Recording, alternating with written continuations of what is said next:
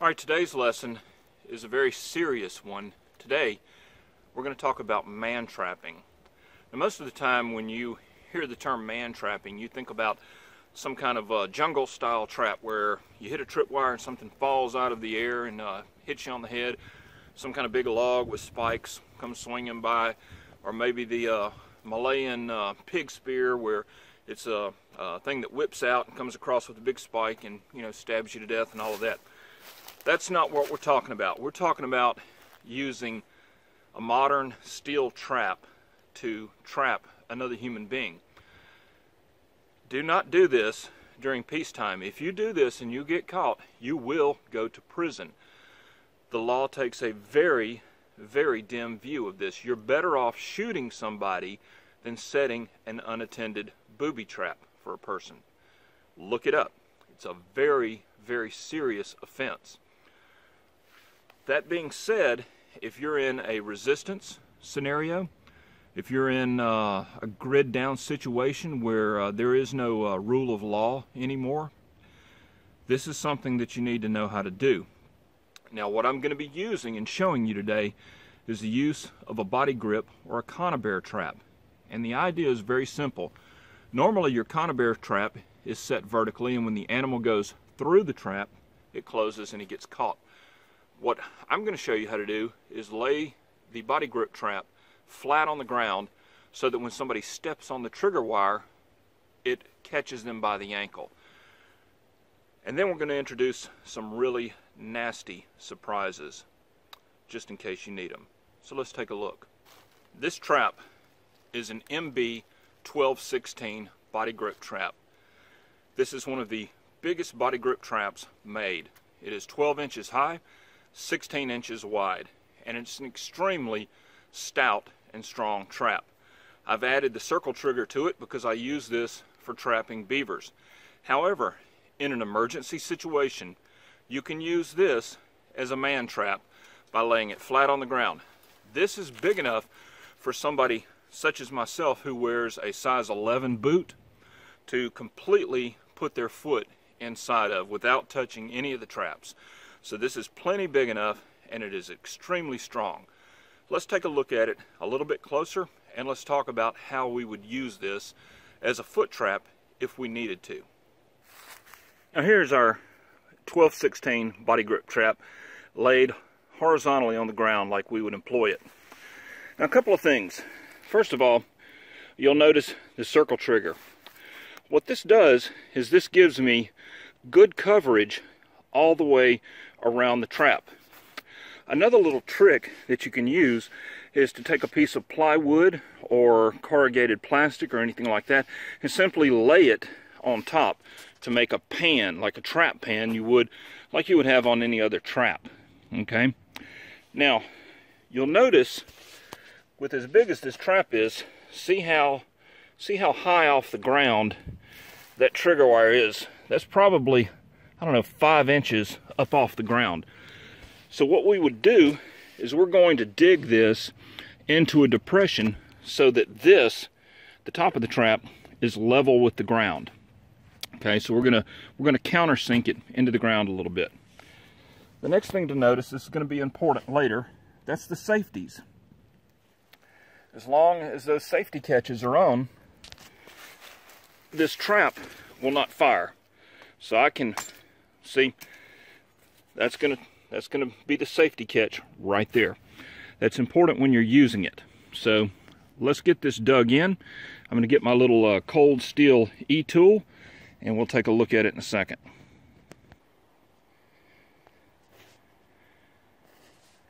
Now let's start packing it in, embedding our trap just like we talked about in an earlier episode.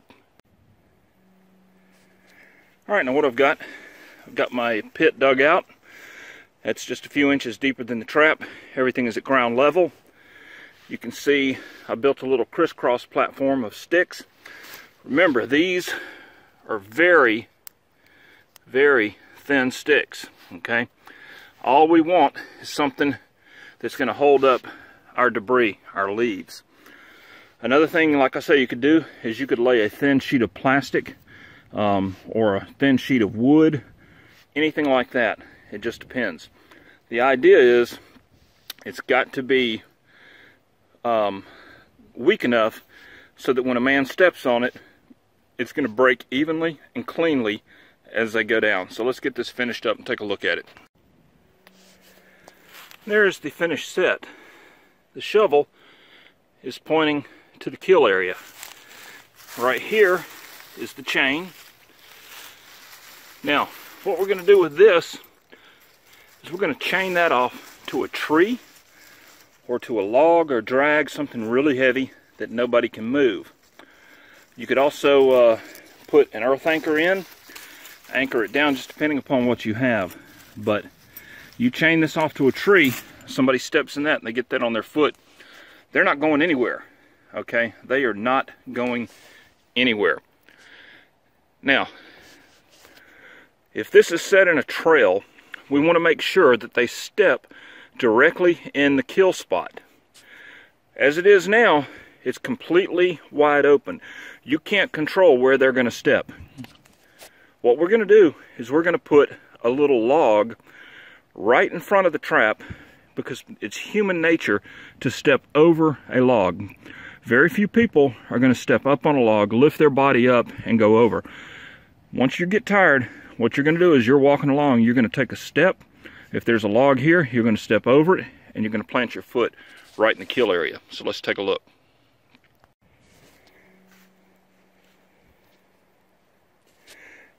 Now the shovel is indicating the direction of travel down the trail.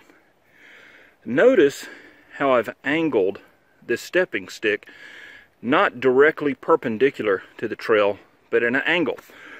Because in nature abhors right angles. Okay? Nothing falls perfectly perpendicular in nature. So if something is going to fall, make it look like it's naturally falling across the trail. If I do something like that across the trail, that's not quite as natural looking as something like that. The other thing is, you can see how that is wider. That's going to naturally focus somebody's foot right there. So when they're coming along, they don't want to step on this. They're going to step in front of it, then over it. Now once somebody gets this thing wrapped around their foot like that, they've got a problem. Now, if you're not familiar with how to set conibear traps, go back and watch Conibear School. And I show you how to use both setters and, more importantly, how to do a self-rescue using a piece of rope. I'll put a link to that video below in the notes here. But if you have a piece of rope with a loop in it, you can perform a self-rescue and get yourself out of this trap. It's a skill that every trapper has to know how to do if they're using body grips.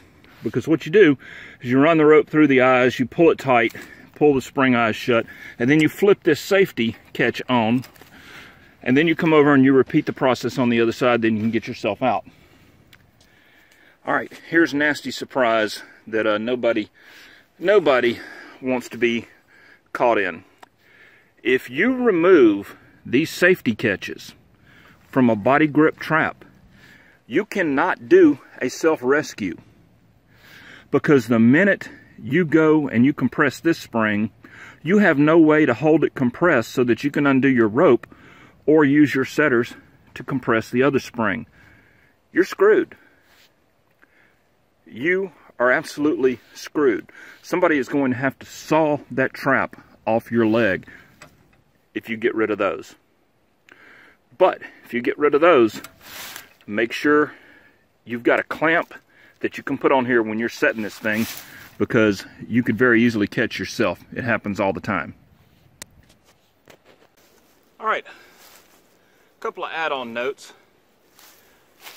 Back in the old days, up in the Appalachian Mountains, moonshiners used to set big bear traps in the pathways to catch revenuers. And it was brutally effective. I've talked to some old moonshiners up there that have told me that they still have, that they never recovered all of those traps. So they're probably rusted shut, rusted tight into the ground. They're of no danger to anybody. But it's interesting to think about those traps still being out there after all these years, Another thing is, if you go back and you look at trap museums like I have, they've been making man traps for a long time. Back in the Middle Ages, all the game belonged to the king, like in England. And the gillies were gamekeepers. They used to set traps for poachers. And they had traps that were so big, when they would come up, they would catch you across the middle section. It was an extremely painful and gruesome form of death. Even in our country, they had runaway slave traps. Same basic principle. Very gruesome. And a key takeaway is, this is not only for a rural or deep woods situation. If you're in an urban area and there is a period where there is no rule of law, if somebody is trying to come through a window, or you've got a window, you can put one of these at the base of the window where they have to stand to get through the window.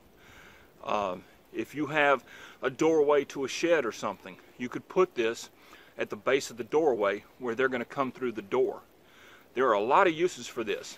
I happen to know a man who had a pickup truck, and he had his toolbox in the back of his pickup truck. And it's one of these, big lockable toolboxes. Well, it locked in the center. And what people were doing, they were breaking into his toolbox by prying the edges up. So he took a little 220 conibear, one of the 6x6 inch 220 conibears, and set it on both corners. And the next time they came by and they pried the edge up, when they stuck their arm in there, that conibear hit them on the wrist, and they could not withdraw their hand from the toolbox. It was sort of like the old monkey reaching into the jar grabbing the apple, and he can't get his hand out, but he won't let go of the apple. And of course the guy was making a lot of noise, and the police showed up, and the only reason that this person was not arrested and charged with the crime is because he was a licensed trapper, and he had made sure to fill the toolbox with traps. The police weren't knowledgeable enough to know that you don't set fully loaded 220 conibears inside of a toolbox. You wait until you get out to set them. But he had his license, he had his traps. Hey, I'm a trapper, I carry traps in my toolbox, and he got away with it. So anyway, there are a lot of potential uses for this, but remember, if you do this in peacetime, you will go to prison. You're better off shooting somebody that comes into your house than catching them in a trap. It's a crazy world we live in, but I hope this has been useful, and I hope you never need to do it.